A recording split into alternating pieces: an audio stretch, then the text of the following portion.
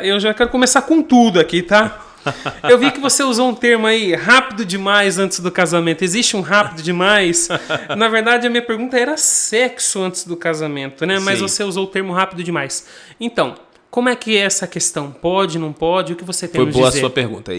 Essa pergunta surgiu nas minhas redes sociais esses dias. O pessoal me manda pelas caixas de perguntas algumas dúvidas que eles têm com relação a relacionamento. E o termo que os jovens usaram foi assim, alguns já fizeram essa pergunta.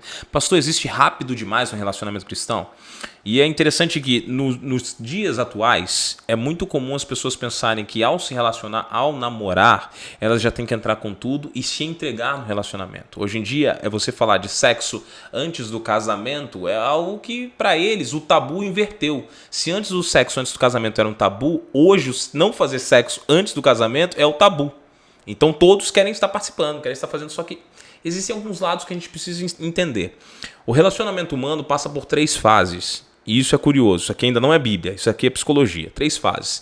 A fase do namoro, que é a fase que você se conhece a pessoa. Então você vai conhecer o caráter, você vai conhecer a índole, você vai conhecer os valores, os princípios, a personalidade, o trato da pessoa com a família. Isso vai gerar ali uma intimidade um pouco maior e uma proximidade que vai preparar vocês para a segunda fase do relacionamento, que é o noivado. O noivado tem uma segunda função, é diferente da primeira função. Na primeira você conhece a pessoa.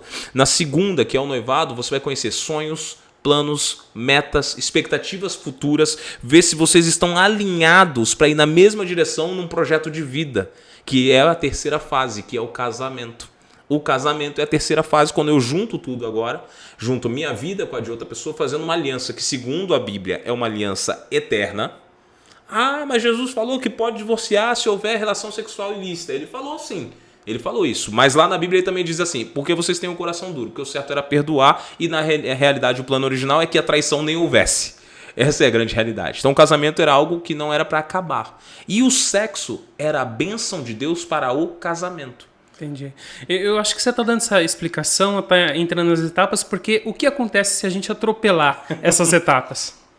Muito boa a sua pergunta. Quando eu atropelo as etapas, eu acabo tomando decisões erradas, normalmente baseadas na minha paixão ou na minha atração física ou na minha quantidade de hormônios que o meu corpo está produzindo. Isso acontece muito com os mais jovens e isso acarreta em consequências muito pesadas. Porque normalmente a pessoa que ela acaba saltando, como diz na minha terra, colocando o carro na frente dos bois, o carro na frente dos bois, o que acontece? Pode surgir gravidez indesejada. Pode ocorrer que um relacionamento não vai adiante como você queria e você se sente desvalorizado, e é o caso de muitas meninas ou homens que também se sentem desvalorizados e passam por depressão. Tem as doenças venéreas que são passadas em várias, hoje é muito comum entre a juventude. E também tem a questão espiritual. A Bíblia é totalmente contrária ao adultério e à prostituição.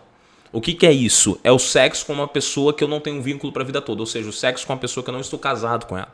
A permissão divina, segundo a Bíblia, para sexo é com alguém que eu me casei. Qualquer pessoa que eu não me casei e tem uma relação sexual, para a Bíblia, é adultério. E se eu tenho essa relação sexual com várias pessoas diferentes, além do adultério, eu tenho a prostituição, que é algo que a Bíblia abomina. É um dos pecados de Sodoma e Gomorra, que era completamente repugnado por Deus. O que aconteceu? Sodoma e Gomorra foi destruída por fogo. Então, as bênçãos para um relacionamento estão vinculadas à fidelidade que eu tenho. Com quem? Com Deus e com a pessoa que eu me comprometi para o resto da vida. Então o sexo e o prazer sexual é uma bênção para a conjunção carnal de alguém, de um casal que segue os parâmetros de Deus e se casa para o resto da vida. Se eu entrego isso a outra pessoa que eu não me casei, eu estou entregando aquilo que deveria pertencer somente à minha esposa lá no futuro, eu estou entregando para alguém que não é minha esposa. Então já estou adulterando com a minha esposa que seria lá do futuro. Entendeu?